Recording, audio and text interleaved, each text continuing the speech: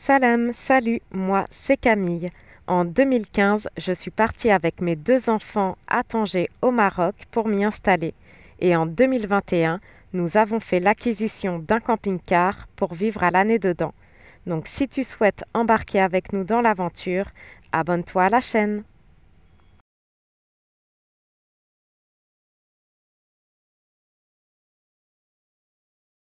Salam alaikum, bonjour. Ce vendredi 25 novembre, après une soirée et une nuit passées sur un spot avec des amis nomades, nous reprenons la route direction le camping au sud d'Agadir pour y faire mon renouvellement de carte de résidence.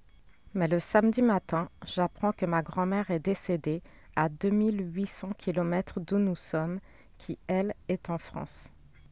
D'ailleurs, je tenais à vous tous vous remercier pour votre soutien, pour vos messages, vos commentaires sur Instagram qui me touchent énormément. Il est important de tout faire pour réaliser ses rêves.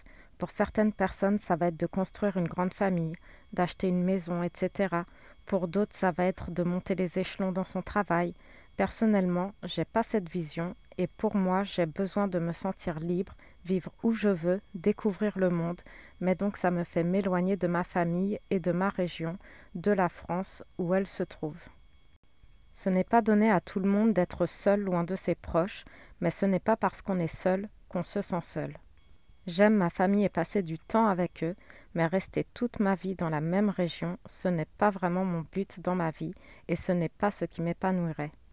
Mais forcément, étant loin d'eux, dans un autre pays qu'eux, on n'est pas là pour les grandes occasions, on rate les fêtes de famille, et pire aujourd'hui, en cette triste journée où j'apprends le décès de ma grand-mère, je ne peux être auprès d'eux, et ça, c'est une vraie souffrance, et la première fois en 6 ans et demi où le manque de ma famille se fait vraiment ressentir. Alors après avoir passé un week-end dans le mal, je décide quand même de sortir m'aérer les esprits, de marcher sur la plage, me promener, mais c'est vrai que contrairement aux autres familles qui profitent, qui rigolent, nous, moi et mes deux enfants, on reste assez silencieux et on pense fort à notre famille avec qui on aimerait être en ce moment pour se consoler, les prendre dans nos bras et se soutenir tous ensemble dans cette épreuve difficile. Et en cette période de crise sanitaire, c'est encore moins facile car forcément, voyager devient très difficile avec le vaccin obligatoire et récemment la fermeture des frontières. Il m'est totalement impossible d'aller rejoindre ma famille pour ce moment. Mais j'essaye de positiver en me disant que maintenant on a quand même accès facilement aux communications, on peut facilement communiquer par téléphone, en visio, et ça, c'est un lien que je n'aurais pas pu avoir il y a encore quelques dizaines d'années. Et hamdoulillah, mon père, lui, a pu rentrer en France à temps, voir sa mère une dernière fois et être auprès d'elle pour ses derniers jours.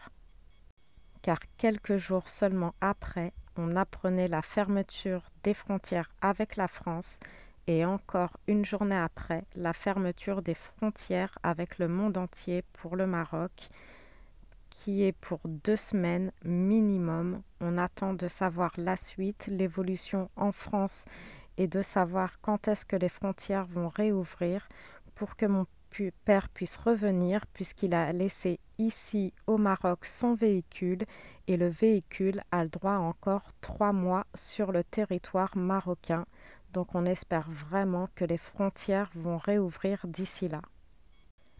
Moi et mes enfants, en attendant, on va continuer de voyager. Pour le moment, je suis obligée de rester dans la commune où je suis le temps de faire toute ma paperasse. Mais une fois que tout ça sera fait, Inch'Allah, je pourrai continuer de voyager puisque ça me permet aussi de me sentir libre, ça m'apaise, vraiment ça me déconnecte de tout, de tous les soucis, ça me vide la tête de rouler, de voir des beaux paysages.